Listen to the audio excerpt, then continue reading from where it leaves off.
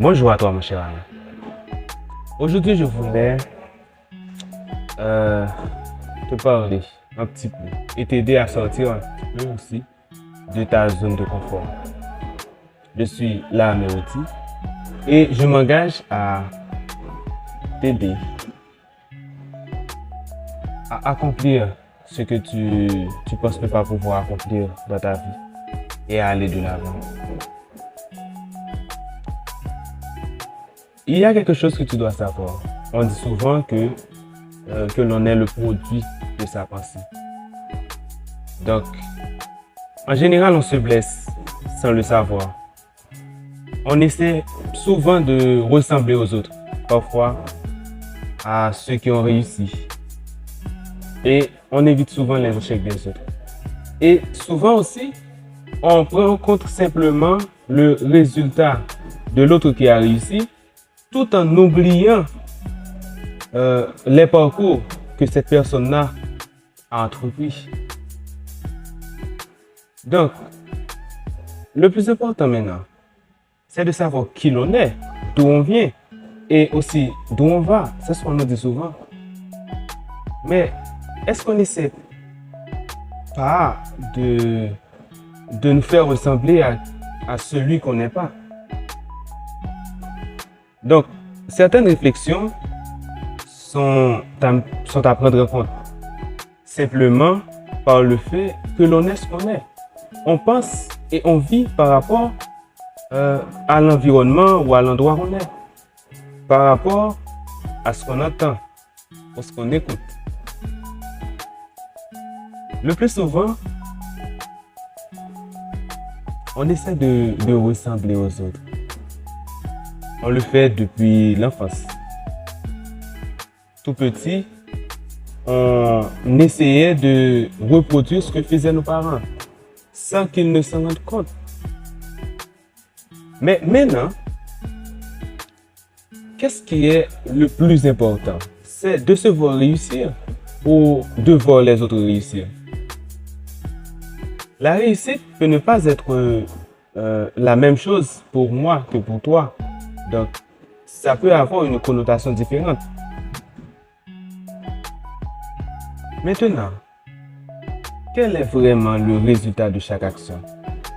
Est-ce que tu prends le temps souvent de réfléchir à qui tu es ou à l'endroit où est-ce que tu vis?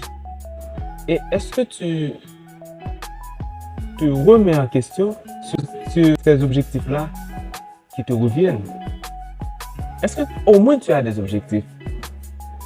Ou encore, est-ce que ces objectifs-là ne révèlent pas de la fiction? Est-ce que souvent, tu te rends compte que tu es dans un monde et cette monde-là est commune par rapport aux autres personnes de ton envergure, bien sûr. Prenons le cas que tu sois dans une maison. Dans cette maison ou encore dans une famille, dans cette famille, vous avez une habitude, vous avez une culture, vous avez une religion, vous avez une façon de faire, une façon de vivre.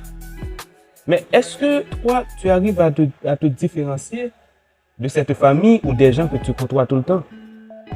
Ou encore, nous pourrions nous poser cette question-là pour nous demander qui est-ce que nous sommes en train d'accompagner sur ce chemin-là. Lorsque je dis ça, bien sûr, je parle de ceux que nous côtoyons tous les jours. Qu'est-ce que nous fréquentons? Souvent, on nous dit, pour nous développer, il faudra s'inventer.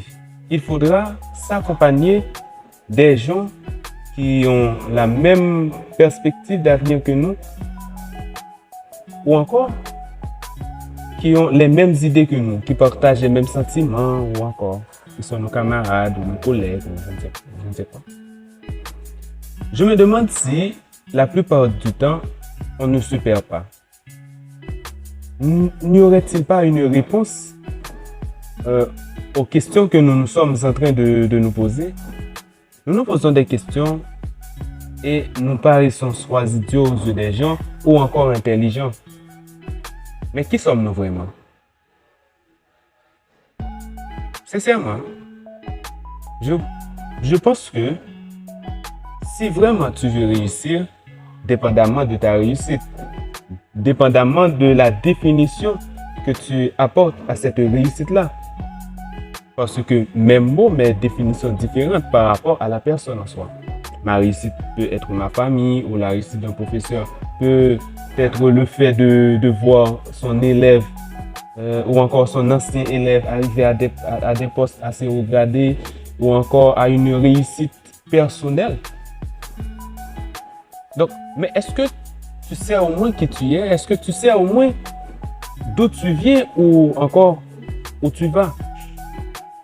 Certaines questions devraient être posées simplement parce que l'on veut réussir. Lorsque tu ne veux pas réussir, fais comme les autres. Fais comme les autres et n'essaie pas de te différencier. À quoi servirait la différence?